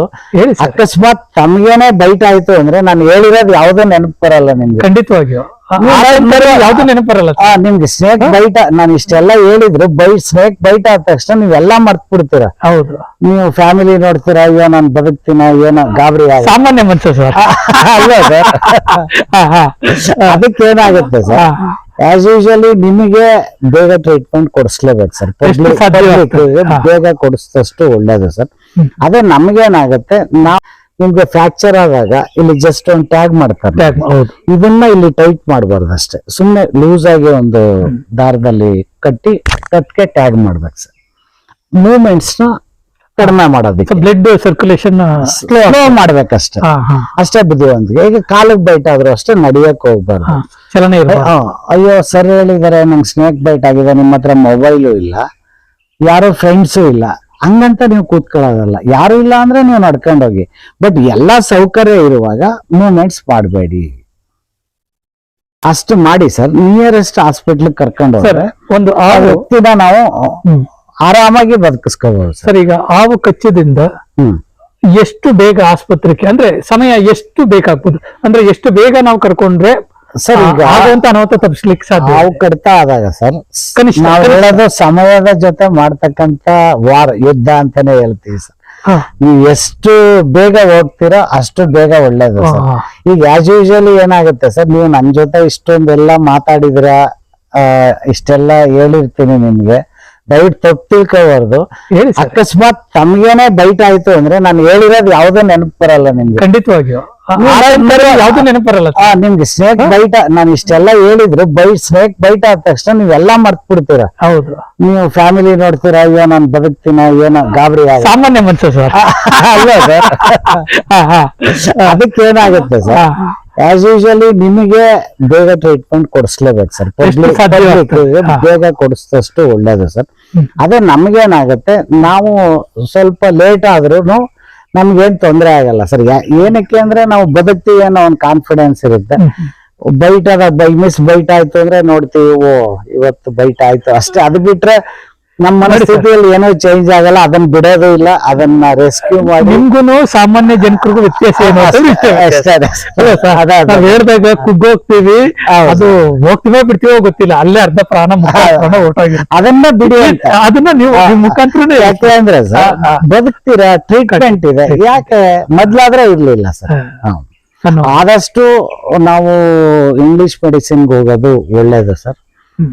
ಈ ಹಳ್ಳಿಗಳ ಕಡೆ ನಿಮ್ಗೆ ಗೊತ್ತಿದೆ, ಮಂತ್ರ ಹೊಡಿಯೋದು ಅವೆಲ್ಲ ಇದೆ. ಅದು ಹೋಗಿ ನೀವು ಟೈಮ್ ವಿಳಂಬ ಮಾಡಿದ್ರೆ ಕಷ್ಟ ಆಗುತ್ತೆ. ಹಾಸ್ಪಿಟ್ಲ್ಗೆ ಹೋಗೋದು ಯಾಕೆ ಅಂದ್ರೆ ಸರ್, ಈಗ ಆಯುರ್ವೇದಿಕ್ ಅಲ್ಲಿ ಇಲ್ಲ ಅಂತ ನಾನು ಹೇಳಲ್ಲ, ಇಲ್ಲಿ ಯಾರು ಅಷ್ಟು ನುರಿತವಾಗಿ ಕೊಡ್ತಕ್ಕಂಥವ್ರು ಇಲ್ಲ ಸರ್, ಪರಿಣಿತರಿಲ್ಲ. ಇಲ್ಲ. ಇಲ್ಲೇನಾಗತ್ತೆ, ಏನೋ ಗೊತ್ತಿರಲ್ಲ, ಅಲ್ಪ ಸ್ವಲ್ಪ ತಿಳ್ಕೊಂಡಿರ್ತಾರೆ. ಈಗ ಏನಾಗುತ್ತೆ, ಈಗ ನಾನೇ ಆವಾಗ್ಲೇ ನಿಮ್ಗೆ ಹೇಳ್ದೆ, ನಿಮ್ಮ ಫಾರ್ಮರ್ಗೆ ಬೈಟ್ ಆಗಿರುತ್ತೆ, ಅದು 5 ದಿನದ ಹಿಂದೆ ಬೇಟಾಡಿರೋದ್ರಿಂದ ವಿಷ ಇರಲ್ಲ. ನೀವೇನ್ ಮಾಡ್ತೀರಾ, ಇಲ್ಲಪ್ಪ ನೀನ್ ಬದುಕ್ತೀಯ ಬಾ ನಾನು ಕರ್ಕೊಂಡು ಹೋಗ್ತೀನಿ ಅಂತ ಆ ಮಂತ್ರವಾದಿ ಹತ್ರ ಕರ್ಕೊಂಡು ಮಂತ್ರ ಹೊಡಿಸ್ತೀರ. ನೀವು ಕರ್ಕೊಂಡು ಹೋಗ್ತೀರಾ, ಬದುಕ್ತೀರಾ ಅಂದಾಗ್ಲೇ ಮನಸ್ಥಿತಿ ಚೇಂಜ್ ಆಗುತ್ತೆ, ನಾನು ಬದುಕ್ತೀನಿ ಅಂತ. ಕರ್ಕೊಂಡು ಹೋದಾಗ ಅವ್ರು ಏನೋ ಮಂತ್ರ ಹೊಡ್ತಾನೆ, ನಿಮ್ಮ ಲೇಬರ್ ಬದುಕೊಂಡ್ಬಿಡ್ತಾನೆ. ನೀವೇನ್ ಮಾಡ್ತೀರಾ, ಫುಲ್ ಪಬ್ಲಿಸಿಟಿ ಕೊಟ್ಬಿಡ್ತೀರಾ. ಏನೇ ನಾನೇ ಕಣ್ಣಾರೆ ನೋಡಿದೆ, ಅಷ್ಟು ದೊಡ್ಡ ಅವ್ರಿಗೆ ಕಚ್ಚಿದ್ರು, ಅವರು ಟ್ರೀಟ್ಮೆಂಟ್ ಕೊಟ್ರು, ಬದುಕೊಂಬಿಟ್ಟ ಅಂತ ನಿಮ್ಮೆಲ್ಲ ಪಬ್ಲಿಸಿಟಿ ಕೊಟ್ರಿ. ಮತ್ತೆ 2 ತಿಂಗಳು ಬಿಟ್ಟು ಒಂದು ಸ್ಮಾಲ್ 1.5 ಅಡಿ ಚಿಕ್ಕ ನಾಗರಾವ್ ಕಚ್ಬಿಟ್ಟು ಯಾರನ್ನ ಕರ್ಕೊಂಡು ಹೋದ್ರಿ. ಕರ್ಕೊಂಬಂದ್ರಿ ಮನೆಗೆ. ಕರ್ಕೊಂಬಂದ್ಮೇಲೆ ವ್ಯಕ್ತಿ ಸತ್ತೋಗ್ತಾನೆ. ಮತ್ತೆ ನೆಕ್ಸ್ಟ್ ವೀಕ್ ಅವ್ರನ್ನ ಭೇಟಿ ಮಾಡಿ, ಏನ್ ಸ್ವಾಮೀಜಿ ಅವತ್ತು ಅಷ್ಟು ದೊಡ್ಡ ಹಾವು ಕಚ್ಚಿದವನ್ ಬದುಕಿಸ್ರಿ, ಈ ಸ್ಮಾಲ್ ಹಾವು ಕಚ್ಚಿದವನ ಬದುಕಿಸ್ಲಿಲ್ವಲ್ಲ. ಅವಾಗ ಏನು ಹೇಳ್ತಾರೆ ಅವರು ಅಂದ್ರೆ, ನೀವು ಕರ್ಕೊಂಬಂದಾಗ್ಲೇ ಗೊತ್ತಿತ್ತು ನನ್ಗೆ ಅವ್ನ್ ಬದುಕಲ್ಲ. ಅವ್ರಿಗೆ ಏನೋ ಗೊತ್ತಿರಲ್ಲ ಸರ್. ಸರ್ ಏನ್ ಗೊತ್ತಾಗತ್ತೆ ಸರ್, ಯಾವ್ದೋ ಒಂದ್ ಸೊಪ್ಪನ್ನ ಇವರು ಬಾಯಿ ಕೊಟ್ಬಿಟ್ರೆ ನಿಮ್ ಬಾಡಿ ಒಳಗಡೆ ಏನ್ ಆಗ್ತಾ ಇದೆ, ವಿಷದ ಪ್ರಮಾಣ ಎಷ್ಟು ಇದಾಗಿದೆ, ನಿಮ್ಮ BP ಏನಿದೆ, ಏನು ಗೊತ್ತೇ ಇಲ್ವಲ್ಲ ಸರ್. ಅದನ್ನ ನಂಬ್ಕೊಂಡು ಹೆಂಗೆ ನೀವು ಲೋಕಲ್ ಟ್ರೀಟ್ಮೆಂಟ್, ಇದು ಮೌಢ್ಯದ ಪರಮಾವಧಿ. ಅದೇನ ಸರ್. ಅದಕ್ಕೆ ದಯಮಾಡಿ ನೀವು ಆದಷ್ಟು ಹಾಸ್ಪಿಟ್ಲ್ಗೆ ಹೋದ್ರೆ ತುಂಬಾ ಒಳ್ಳೇದು ಅಂತಾನೆ ನಾನು ಪಡ್ಕೊಳ್ಳೋದು ಒಳ್ಳೇದು. ಒಳ್ಳೇದು, ಬದುಕ್ತಾರೆ ಸರ್, ಭಯ ಪಡ ಅಂತ ಅವಶ್ಯಕತೆ ಇಲ್ಲ. ಇದು ಜಸ್ಟ್ ಫಸ್ಟ್ ಏಡ್ ಅಂದ್ರೆ ಏನು ಮಾಡಂಗಿಲ್ಲ ಸರ್. ನಾನು ಹೇಳಿದ್ನಲ್ಲ, ಮೂವ್ಮೆಂಟ್ಸ್ ಮಾಡದೆ ವ್ಯಕ್ತಿನ ಧೈರ್ಯ ಹೇಳಿ ನೀನ್ ಬದುಕ್ತೀಯಪ್ಪ ಅಂತ ಖುಷಿಯಾಗಿ ಕರ್ಕೊಂಡು ಹೋದ್ರೆ ಏನ್ ತೊಂದರೆ ಇಲ್ಲ ಸರ್, ಟ್ರೀಟ್ಮೆಂಟ್ ಸಿಗುತ್ತೆ ಸರ್. ಇನ್ನೊಂದು, ಹಾವು ಕಚ್ಚಿದ ತಕ್ಷಣ ಕೆಲವರು ಅಲ್ಲಿ ಮಾರ್ಕ್ ಮಾಡೋದು ಪ್ಲಸ್ ಮತ್ತೆ ಇಂಟು ಅಂತ ಹೇಳಿದ್ವಿ. ಸೊ ಅದನ್ನ ಮಾಡಿದಾಗ ನರ್ವ್ಸ್ ಗಳಿಗೆ ತೊಂದರೆ ಆಗ್ತದೆ. ಸಣ್ಣ ಸಣ್ಣ ನರ್ವ್ಸ್ ಗಳಿದೆ, ನರಗಳಿದೆ, ತೊಂದರೆ ಆಗಂತ ಸಂದರ್ಭದಲ್ಲೂ ಕೂಡ ಬೇರೆ ಇವಕ್ಕೆಲ್ಲ ತೊಂದರೆ ಆಗ್ಬಹುದು. ಆ ರಕ್ತವನ್ನ ತೆಗೆದಾದ್ರೆ ಅಥವಾ ಬಾಯಿಂದ ಕೆಲವರೆಲ್ಲ ನೀವು ನೋಡಿರ್ತೀರಿ, ಕೆಲವರು ಬಹಳ ಬುದ್ಧಿವಂತರು ಅನ್ಕೊಂಡಿರ್ತಾರೆ, ನನಗ್ ಗೊತ್ತಿಲ್ಲ. ಅದನ್ನ ಬಾಯಿಂದ ತೆಗೆದು ಊಪಿ ಅದನ್ನ ರಕ್ತವನ್ನ ಹೊರಭಾಗಕ್ಕೆ ಹಾಕ್ತಾರೆ. ಆರತಿ ಮಾಡೋದು ತಪ್ಪು ಅಥವಾ ಸರಿನಾ ಸರ್? ಹಿಂದೆ ಏನಾಗ್ತಾ ಇತ್ತು ಅಂದ್ರೆ ಸರ್, ಹಿಂದೆ ನಿಮ್ಗೆ ಇತ್ತೀಚೆಗೆ ಅಷ್ಟೇ ಅಲ್ವಾ ಸರ್ ಅವುಗಳಿಗೆ ಔಷಧಿ ಬಂದದ್ದು. ಹಿಂದೆ ನಿಮ್ಗೆ ಅವು ಕಡ್ತಾ ಆಯ್ತು ಅಂತಂದ್ರೆ ವ್ಯಕ್ತಿ ಸತ್ತ ಅಂತಾನೆ. ಆವಾಗ ಏನ್ ಮಾಡ್ತಾ ಇದ್ರು ಸರ್, ಆ ವ್ಯಕ್ತಿನ ಉಳಿಸ್ಕೊಳ್ಳೋದಕ್ಕೆ ಬಾಯಿಂದ ಸಟ್ ಮಾಡ್ತಾ ಇದ್ರು. ಗೊತ್ತಲ್ಲ, ಕೋಳಿಗಳ ಗುದದ್ವಾರನ ಅಲ್ಲಿಗೆ ಇಡ್ತಾ ಇದ್ರು ಹಿಂದ್ಗಡೆ. ಅದೇನಾಗ್ತಾ ಇತ್ತು, ಹಿಂಗೆ ಸಟ್ ಮಾಡಿದಾಗ ವೆನಮ್, ನಾವು ಬೈಟ್ ಅಲ್ಲಿ ಡ್ರೈ ಬೈಟ್ ಅಂತ ಹೇಳ್ತೀವಿ ಸರ್. ಡ್ರೈ ಬೈಟ್ ಮತ್ತೆ ಡೀಪ್ ಬೈಟ್ ಅಂತ ಹೇಳ್ತೀವಿ. ಆ ಡ್ರೈ ಬೈಟ್ ಅಂತಂದ್ರೆ ಅದಕ್ಕೆ ಸರಿಯಾಗಿ ಕಚ್ಚಲಿಕ್ಕೆ ಆಗದೆ ಇದ್ದಾಗ ಸರ್, ವೆನಮ್ ಇಲ್ಲಿ ಸ್ಟೋರ್ ಆಗಿರುತ್ತೆ ಮಸಲ್ಸ್ ಅಲ್ಲಿ. ಅದನ್ನ ಗುದದ್ವಾರ ಇಟ್ಟಾಗ್ಲೇ ಏನೋ ಸ್ವಲ್ಪ ಪ್ರಮಾಣ ಹೋಗಿರೋದ್ರಿಂದ ಅದು ಸಟ್ ಮಾಡ್ಕೊಂಡು ವ್ಯಕ್ತಿ ಬದುಕೋತಿದ ಅನ್ಸುತ್ತೆ. ಹಿಂದೆ ಇಲ್ಲ ಬಾಯಲ್ಲಿ ಸೆಟ್ ಮಾಡ್ತಾ ಇದ್ರು ಸರ್. ಈ ವಿಷ ಏನಿದೆ ಸರ್, ಇದು ರಿಚ್ ಪ್ರೋಟೀನ್. ಇದು ಪ್ರೋಟೀನ್, ಜಸ್ಟ್ ಲೈಕ್ ಪ್ರೋಟೀನ್. ಇದು ನಿಮ್ಗೆ ಈ ವಿಷ ರಕ್ತದ ಜೊತೆ ಬೆರೆತಾಗ ನಿಮ್ಗೆ ಅದು ಅಪಾಯ ಆಗ್ತಕ್ಕಂಥದ್ದು, ಪಾಯ್ಸನ್ ಆಗಿ ಕನ್ವರ್ಟ್ ಆಗ್ತಕ್ಕಂಥದ್ದು. ಇಲ್ಲ ಅಂತಂದ್ರೆ ನೀವು ಅದನ್ನ ಕುಡಿದ್ರೆ ನಿಮ್ಮ ಒಳಗಡೆ ಏನು ಉಣ್ಣಿಲ್ಲ ಅಂತಂದ್ರೆ ಅದು ನೀಟಾಗಿ ಡೈಜೆಷನ್ ಆಗಿ ಹೊರಗಡೆ ಬರುತ್ತೆ, ಜಸ್ಟ್ ಲೈಕ್ ಪ್ರೋಟೀನ್ ಸರ್. ನಿಮ್ಗೆ ಸ್ನೇಕ್ ಬೈಟ್ ಆಗ್ಲೇಬೇಕು ಅಂತ ಏನಿಲ್ಲ ಸರ್. ಕೆಲವು ಹಾವುಗಳು ನರಮಂಡಲದ ಮೇಲೆ ಪರಿಣಾಮ ಬೀರ್ತವೆ ಸರ್, ಇನ್ನು ಕೆಲವು ರಕ್ತ ಮಂಡಲದ ಮೇಲೆ ನ್ಯೂರೋಟಾಕ್ಸಿಸ್ ಮತ್ತೆ ಇಮೋಟಾಕ್ಸಿಸ್ ಅಂತ ಹೇಳ್ತೀವಿ. ನಿಮ್ಗೆಲ್ಲ ಹಿಂದೆ ನೋಡಿ ಹಳ್ಳಿಗಳಲ್ಲಿ ಹೇಳ್ತಾ ಇದ್ರು, ಹಳ್ಳಿ ಲ್ಯಾಂಗ್ವೇಜ್ ಅಲ್ಲೇ ಹೇಳ್ಬೇಕು ಅಂತಂದ್ರೆ, ಹಾವೇ ನೋಡಿರಲ್ಲ ಅವನು, ಹಾವು ಮೂಸ್ಬಿಟ್ಟಿದೆ ಅವನಿಗೆ ಗೊತ್ತಿಲ್ಲ, ಹಾವು ಕಚ್ಚೇ ಇಲ್ಲ ನನಗೆ ಅಂತಾನೆ ಕಾಲೆಲ್ಲ ಕೊಳಿತಾ ಇದೆ ನನಗೆ. ಹಾವು ಮೂಸ್ಬಿಟ್ಟಿದೆ ಅಂತಂದ್ರೆ ಅವನು ಹೇಳ್ತಾನೆ, ಕ್ಲಿಯರ್ ಆಗಿ ಹೇಳ್ತಾನೆ, ನಾನು ಎಲ್ಲೂ ಹುಲ್ಲು ಇದಿರೋ ಕಡೆ ಹೋಗಿಲ್ಲ, ಹಾವು ನನಗೆ ಕಚ್ಚಿರಕ್ ಸಾಧ್ಯನೇ ಇಲ್ಲ. ಹಂಗಾರೆ ಎಲ್ಲ ನೀವು ನೋಡಿಲ್ಲ, ಎಲ್ಲ ಮೂಸ್ಬಿಟ್ಟಿದೆ ಅದು ಅಂತ. ಅಂದ್ರೆ ನಿಮ್ಮನ್ನ ಆಡುವಂತ ಮಾತು ಹಳ್ಳಿಯಲ್ಲಿ ಹೇಳ್ತಕ್ಕಂಥದ್ದು. ಅದು ಹೇಗಾಗಿದೆ ಅಂದ್ರೆ ಸರ್, ಅದು ನಾನು ನಿಮ್ಗೆ ಆವಾಗ್ಲೇ ಹೇಳಿದೆ, ಅದು ಬೇಟೆ ಆಡ್ಬೇಕಾದ್ರೆ ಸರ್ ಹಾವು ಆ ಪ್ಲೇಸ್ ಅಲ್ಲಿ ಪಾಸ್ ಆಗ್ತಾ ಇರುತ್ತೆ ಸರ್. ಅದೇನಾಗಿದೆ, ಹಾವು ಹೊಟ್ಟೋಗಿದೆ ಸರ್. ಅದೇನಾಯ್ತು, ಪೈನ್ ಆದಾಗ ನಾನು ಹೇಳಿದ್ನಲ್ಲ ನಿಮ್ಗೆ, ಒಂದು ಕೆಮಿಕಲ್ ಹೊರಗಡೆ ಪ್ಯಾರಾಮಾನ್ ಬಿಟ್ಟಿತ್ತ ಅಂತ. ಅದನ್ನ ಗ್ರಹಿಸ ಗ್ರಂಥಿ ಬೇರೆ ಹಾವುಗಳಿಗೆ ಗೊತ್ತಾಗಲ್ಲ ಸರ್, ಅದು ನಾಗರಾವ್ಗೆನೆ ಗೊತ್ತಾಗ್ತಕ್ಕಂಥದ್ದು ಆ ಕೆಮಿಕಲ್. ಹಾಗೇನಾಯ್ತು, ಆ ಹಾವು ಅದೇ ಟೈಮಲ್ಲಿ ಪಾಸ್ ಆಗ್ತಿರ್ಬೇಕಾದ್ರೆ ಅದಕ್ಕೆ ಸ್ಮೆಲ್ ಆಯ್ತಲ್ಲ, ಓ ಇಲ್ಲಿ ನಮ್ ಸಂಗಾತಿ ಇರ್ಬೋದು ಅಂತ ಅಲ್ಲಿಗೆ ಬರುತ್ತೆ. ಅದೇ ಟೈಮಿಗೆ ಸರಿಯಾಗಿ ಈ ವ್ಯಕ್ತಿ ಬಂದಿದ್ದಾನೆ. ಆವಾಗ ಏನಾಯ್ತು ಇವನಿಗೆ, ಓ ನೋಡಪ್ಪ, ಇದು 10 ದಿನ ಆದ್ರೆ ಇದು ನನ್ನನ್ನ ಇಲ್ಲಿ ಕಾಯ್ತಾ ಇದೆ, ಇದನ್ನ ಸ್ನೇಕ್ ಮಹೇಶ್ವರ್ ಕರೆಸ್ತಾರೆ ಆಗಲ್ಲ, ಹಿಡಿದು ಇಲ್ಲೇ ಬಿಡ್ತಾರೆ, ಪುನಃ ಬಂದು ಕಚ್ಚಿ ಬಿಡ್ತಾರೆ, ಅದನ್ನ ಹೊಡೆದೇ ಸಾಯಿಸ್ತಾರೆ ಸರಿ ಅಂತ ಮಾಡ್ತಾರೆ, ಮಾಡಿ ಸಾಯಿಸ್ತಾರೆ ಸರ್. ಅಂದ್ರೆ ಅದೇ ಅದ ಈ ರೀತಿ ಇದ್ದೇ 1-2 ಪ್ರಸಂಗಗಳಾಗಿರ್ಬೋದು ಸರ್. ಆವಾಗಿಂದ ಏನಾಯ್ತು, ಹಾವು 12 ವರ್ಷ ದ್ವೇಷ ಮಾಡುತ್ತೆ ಅಂತ ಒಂದು ಅದು ಯಾವ್ದೇ ರೀತಿಯಾದಂತ ಇಲ್ಲ ಸರ್. ಅದಕ್ಕಿರ್ತಕ್ಕಂಥದ್ದು ಪುಟ್ಟ ಮೆದುಳು ಸರ್. ಅದಕ್ಕೆ ನೀವು ಪಿಂಕ್ ಡ್ರೆಸ್ ಹಾಕೊಂಡಿದ್ದೀರಾ, ಸ್ಪೆಕ್ಸ್ ಹಾಕೊಂಡಿರ್ತೀರಾ, ಗಮನಿಸ್ಬೇಕು. ನಿಮ್ಮನ್ನ ಗುರುತಿಸಿ ಮತ್ತೆ ನಿಮ್ಮನ್ನ ರೆಕಗ್ನೈಸ್ ಮಾಡಿ ಬೈಟ್ ಮಾಡೋ ಶಕ್ತಿ ಇಲ್ಲ. ಅದು ಇರೋ ಮೆದುಳಿಗೆ ಸರ್. ಅದು ಆಹಾರ ಹುಡುಕ್ಬೋದು, ತನ್ನ ಸಂಗಾತಿಗಳನ್ನ ಹುಡುಕೋ ಅಷ್ಟು ಬಿಟ್ರೆ ನಿಮ್ಮನ್ನ ಯಾವುದೇ ಕಾರಣಕ್ಕೂ ರೆಕಗ್ನೈಸ್ ಮಾಡಕ್ ಆಗಲ್ಲ ಸರ್. ಈಗ ನಾವೇ ರೆಸ್ಕ್ಯೂ ಮಾಡುವಾಗ ಸರ್, ನಾನು ಹೇಳಿದೆ ಮನೆ ಮೇಲ್ಗಡೆ ಇರುತ್ತೆ, ಗೋಡೆ ಒಳಗಡೆ ಇದ್ದಾಗ ಅದಕ್ಕೆ ಪೇಯ್ನೇ ಆಗುತ್ತೆ ಸರ್, ತುಂಬಾ ಪೇಯ್ನ್ ಆಗುತ್ತೆ. ನಾನ್ ಪುನಃ ಬೆಳಗ್ಗೆ ಮನೆ ಹತ್ರ ಬಂದ್ಮೇಲೆ ಒಂದ್ 2-3 ರಕ್ಷಣೆ ಮಾಡಿದ್ರೆ ಒಟ್ಟಿಗೆ ಒಂದು 3 ಅವನ್ನ ಬಿಟ್ಕೊಂಡು ನೋಡ್ತೀವಲ್ಲ ಸರ್. ಅವು 3 ಒಂದೇ ಸರಿ ನಾನು ಅಟ್ಯಾಕ್ ಮಾಡಿದ್ರೆ ಎಲ್ಲಿ ತಪ್ಸ್ಕೊಳಕ್ಕಾಗತ್ತೆ ಸರ್. ಪಾಪ ಅವು 3 ನೀವು 6 ಬಿಟ್ರೆ ಎದ್ರಕೊಂಡು ಓಡ್ತಾ ಇರ್ತವೆ. ಒಂದು ಯೋಚನೆ ಮಾಡಿ, ಯಾವುದೇ ಪ್ರಾಣಿ, ನಾಯಿಗಳಿರ್ಬೋದು, ಪಕ್ಷಿಗಳು ನಿಮ್ ಸುತ್ತಮುತ್ತ ನೋಡಿ ಎಲ್ಲ ನಿಮ್ ಜೊತೆಲಿ ಓಡಾಡ್ತವೆ. ನೀವು ನಾನು ಹಾವು ಎದುರ್ಕತೀನಿ ಅಂತ ನೀವ್ ಹೇಳ್ತಾ ಇದ್ದೀರ, ಅದನ್ನ ನಾನ್ ನಂಬಲ್ಲ. ನಿಮಗಿಂತ ಭಯದಲ್ಲಿ ಬದುಕ್ತಾ ಇರ್ತಕ್ಕಂಥದ್ದು ಯಾವ್ದು ಹೇಳಿ? ಹಾವು. ಎಲ್ಲಾರು ಪಬ್ಲಿಕ್ ಅಲ್ಲಿ ನೋಡಿದಿರಾ? ನಿಮ್ ಬಸ್ ಸ್ಟ್ಯಾಂಡ್ ಅಲ್ಲಿ ಓಡಾಡುತ್ತಾ? ಇಲ್ಲಿ ನಿಮ್ ಮನೆ ಮುಂದೆ ಓಡಾಡುತ್ತಾ? ನಿಮ್ ಮನೆಗ್ ಬರ್ಬೇಕಾದ್ರೂ ಅದು ಎಲ್ಲ ಹಿಂದ್ಗಡೆಯಿಂದನೋ ಯಾವ್ದೋ ಓಲಿಂದನೋ, ಇಲ್ಲ ನೀವೆಲ್ಲ ಮಲಗಿದ ಮೇಲೆ ಯಾವ್ದೋ ಒಂದು ಓಲಲ್ಲಿ ಇಲಿ ತಿನ್ಲಿಕ್ಕೆ ನಿಮ್ ಮನೆಗ್ ಬರುತ್ತೆ ಹೊರತು ಪಬ್ಲಿಕ್ ಅಲ್ಲಿ ಈಗ ಯಾವ್ದೋ ಬೇರೆ ಪ್ರಾಣಿ ಬರುತ್ತೆ ನೋಡಿ, ಪಕ್ಷಿಗಳು ಬಂದ್ ನಿಮ್ ಮನೆ ಮೇಲೆ ಕೂತ್ಕೊಳ್ಳುತ್ತೆ, ನಾಯಿ ನಿಮ್ ಮನೆ ಮುಂದೆ ಬರುತ್ತೆ, ಹಸು ಯಾರದ ಹಸು ನಿಮ್ ಮನೆ ಹೂವಿನ ಗಿಡ ಬಂದೆಲ್ಲ ಇದ್ ಮಾಡ್ಕೊಂಡು ಹೋಗ್ತವೆ. ಅವುಗಳು ಯಾವ್ದಾರು ಬರುತ್ತಾ ಸರ್? ಇಲ್ಲ, ಖಂಡಿತ ಇಲ್ಲ.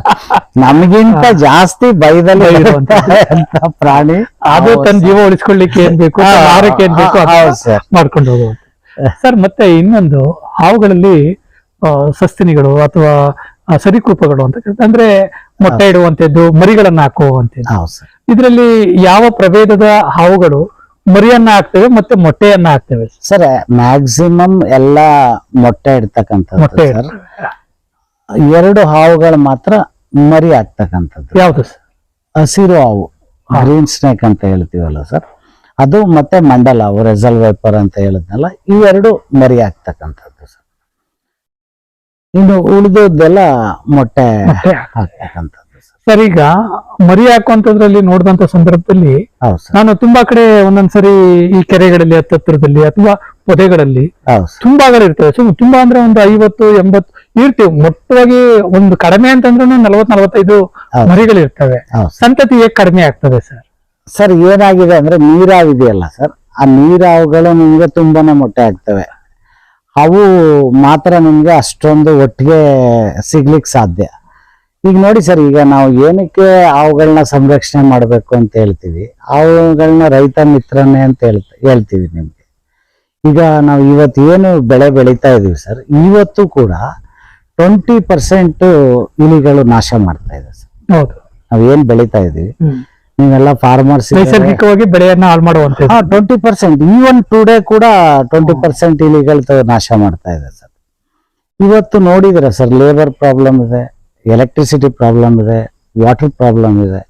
ಇಷ್ಟೆಲ್ಲ ಕಷ್ಟಪಟ್ಟು ರೈತ ಬೆಳೆದಲ್ಲಿ 20% ಇವು ಹಾಳು ಮಾಡ್ತವೆ ಸರ್. ಮನೆಯಲ್ಲಿ ನಿಮ್ದು ಒಳ್ಳೊಳ್ಳೆ ಡಾಕ್ಯುಮೆಂಟ್ಸ್ ಇರುತ್ತೆ, ಆ ಡಾಕ್ಯುಮೆಂಟ್ಸ್ ಎಲ್ಲ ಹಾಳು ಮಾಡ್ತವೆ. ಇಲಿಗಳಿಂದ ರೋಗಗಳೆಲ್ಲ ಬರ್ತವೆ ಸರ್. ಆ ಇಲಿಗಳನ್ನ ಹತೋಟಿಯಲ್ಲಿ ಇಡಬೇಕು ಅಂದ್ರೆ ನಾವು ಹಾವುಗಳನ್ನ ಸಂರಕ್ಷಣೆ ಮಾಡ್ಲೇಬೇಕು ಸರ್. ಏನಕ್ಕೆ ಸಂತತಿ ಕಡಿಮೆ ಆಗತ್ತೆ ಅಂತಂದ್ರೆ, ಈಗ ನೋಡಿ ನಿಮ್ಮ ಮನೆ ಮುಂದೆ ಒಂದು ಹೂ ಗಿಡ ಇರುತ್ತೆ, ಗಮನಿಸಿ ನೀವು, ಯಾವುದೋ ಒಂದು ಪುಟ್ಟ ಪಕ್ಷಿ ಬಂದಲ್ಲಿ ಗೂಡು ಕಟ್ಕೊಂಡಿರುತ್ತೆ. ಅದು ಏನ್ ಮಾಡುತ್ತೆ ಸರ್, ಅಲ್ಲಿ ಮೊಟ್ಟೆ ಹಾಕುತ್ತೆ. ಆ ಮೊಟ್ಟೆಗೆ ನೀವು ಗಮನಿಸಿ, ಪ್ರತಿದಿನ ಪ್ರೊಟೆಕ್ಟ್ ಮಾಡುತ್ತೆ. ಅದು ಮೊಟ್ಟೆಗೆ ಕಾವು ಕೊಟ್ಟು, ಆ ಮರಿ ಬಂದಾಗ ಅದಕ್ಕೆ ಗುಟುಕ್ ಕೊಟ್ಟು ರೆಕ್ಕೆ ಬರೋವರೆಗೂ ಹೊರಗಡೆ ಬಿಡಲ್ಲ ಸರ್. ಈ ಹಾವುಗಳೇನಾಗುತ್ತೆ ಸರ್, ಒಂದ್ ಕಡೆ ಸುರಕ್ಷಿತವಾಗಿದೆ ಅನ್ನೋ ಕಡೆ ಅದು ಮೊಟ್ಟೆ ಇಟ್ರೆ ಸರ್, ಮೊಟ್ಟೆಗಳನ್ನ ಇಟ್ರೆ ಮತ್ತೆ ಮೊಟ್ಟೆನ ಕೆಲವು ಪಕ್ಷಿಗಳಿರ್ಬೋದು, ಪ್ರಾಣಿಗಳಿರ್ಬೋದು ತಿಂದು ಹಾಳಾಗ್ತವೆ ಸರ್. ಅದರಲ್ಲಿ ಅರ್ಧ ಮತ್ತೆ ಮರಿಯಾಗಿ ಹೊರಗಡೆ ಬರ್ತವೆ. ಬಂದಾಗ ಅದಕ್ಕೆ ಗೈಡೆನ್ಸ್ ಏನು ಇಲ್ಲವೇ ಇಲ್ಲ ಸರ್. ಬೇರೆ ಪ್ರಾಣಿಗಳ ತರ ಅದನ್ನ ಪ್ರೊಟೆಕ್ಟ್ ಮಾಡಬೇಕು, ಇಲ್ಲ ಅದಕ್ಕೆ ಫುಡ್ ತಂದು ಕೊಡ್ಬೇಕು, ಅದೇ ಹುಡ್ಕೋಬೇಕು ಫುಡ್ನ. ಆ ಫುಡ್ ಹುಡ್ಕೊಂಡು ಹೋಗ್ತಾವಲ್ಲ ಸರ್, ಕೆಲವು ಫುಡ್ ಸಿಗದೇನೆ ಸತ್ತೋಗ್ತವೆ. ಆ ಫುಡ್ ಹುಡ್ಕೊಂಡು ಹೋಗುವಾಗ ಬೇರೆ ಪಕ್ಷಿಗಳು ಇವನ್ನ ಇದನ್ನೇ ಆಹಾರವಾಗಿ ತಿನ್ಕೊಳ್ತವೆ ಸರ್.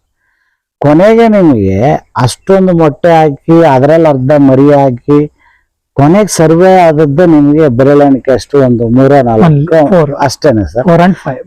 ಅಷ್ಟೇನೆ ಸರ್. ಅದನ್ನ ಒಡೆದು ಸಾಯಿಸಕ್ಕೆ ನಾವು ರೆಡಿ ಇದೀವಿ ಸರ್. ಮನುಷ್ಯ ಜಾತಿ ಪ್ರಾಣಿ ಏನ್ ಮಾಡ್ತಾನೆ ಅದನ್ನ ಒಡೆದು ಸಾಯಿಸ್ತಾ ಇದ್ದಾನೆ ಸರ್. ಈಗ ಕೊನೆಯದಾಗಿ ಸರ್, ಹೌದು ಸರ್. ಈಗ ಎಲ್ಲಾ ಜನಗಳು ಕೂಡ ಹೌದು ಸರ್. ನಾಗರ ಪಂಚಮಿ ಮಾಡ್ತಾರೆ, ಹೌದು ನಾಗರವನ್ನ ಗೌರವಿಸ್ತಾರೆ. ಹೌದು ಸರ್. ಬಸವಣ್ಣ ಹೇಳ್ದಂಗೆ ಕೊಡ್ತಿರಲ್ಲ ಸರ್, ಎದುರು ಬಂದ್ರೆ ಕೋರಿ ಬಿಡದು ಸಾಯಿಸೋ.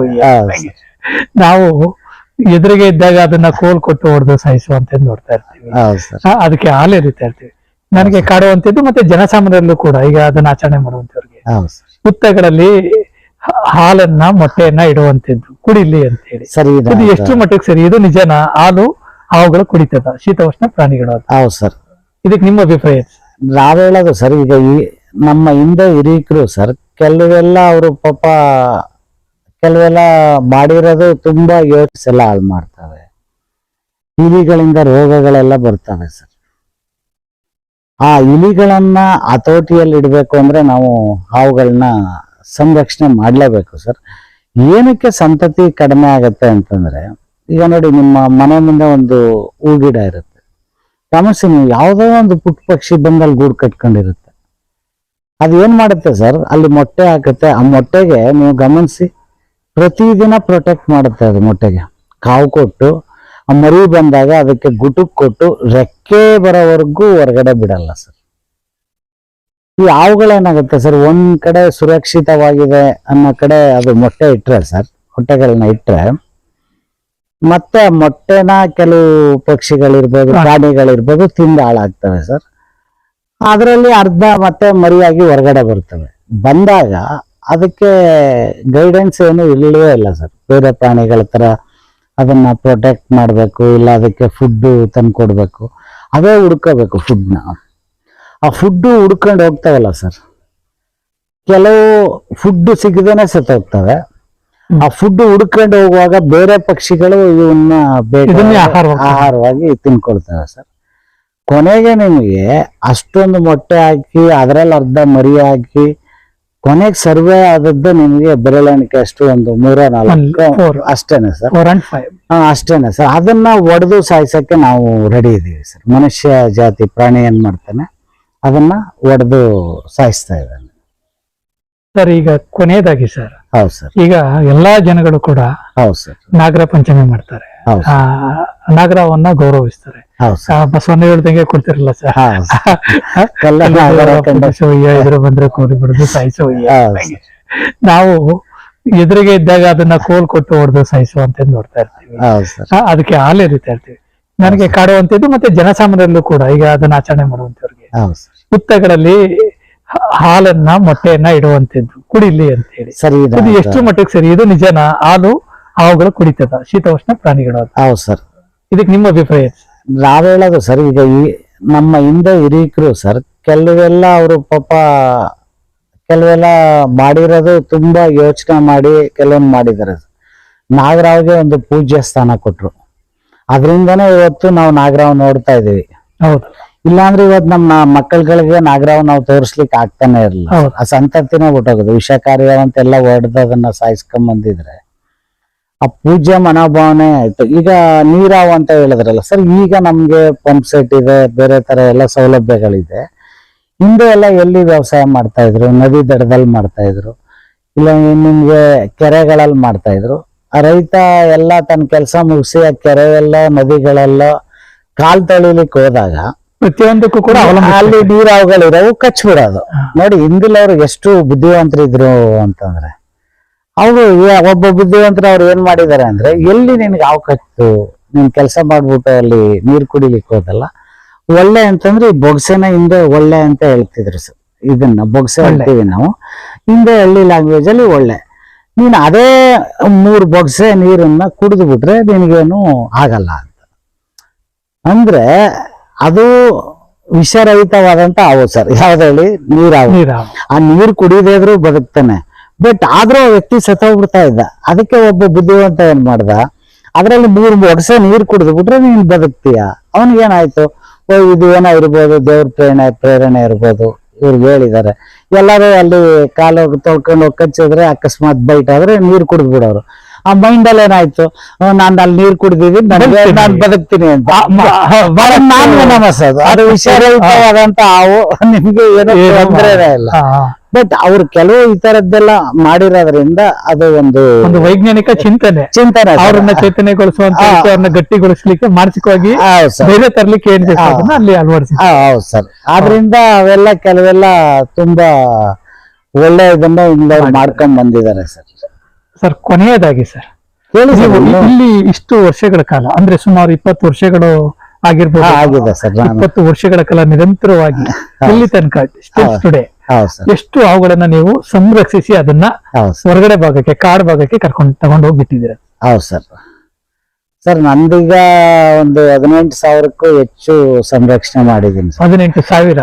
ಪ್ರಿಯ ವೀಕ್ಷಕರೇ ಗಮನಿಸ್ತಾ ಇದ್ದೀರಾ, ಈ 20 ವರ್ಷದ ಸೇವೆ ಇದು 18,000 ಸೊ ಇದಕ್ಕೂ ಕೂಡ ನಾವು ನಿಮ್ಗೆ ಸರ್. ಇಲ್ಲಿ ದಾಸನಹುಂಡಿ ಅಂತ ಇದೆ ಸರ್, ಅಲ್ಲೆಲ್ಲ ತುಂಬಾ ದೊಡ್ಡ ದೊಡ್ಡ ಫಾರಂ ಮಾಡಿದ್ದಾರೆ, ಬೆಟ್ಟದ ತಪ್ಪಲಲ್ಲೇ ಇದೆ. ನಾನು ಹೆಬ್ಬಾವುಗಳನ್ನೇ ಒಂದು 100 ಹಾವುಗಳ ಮೇಲೆ ಸಂರಕ್ಷಣೆ ಮಾಡಿದ್ದೀನಿ ಸರ್. ಅಲ್ಲಿ ಹೆಬ್ಬಾವುಗಳು ಸರ್.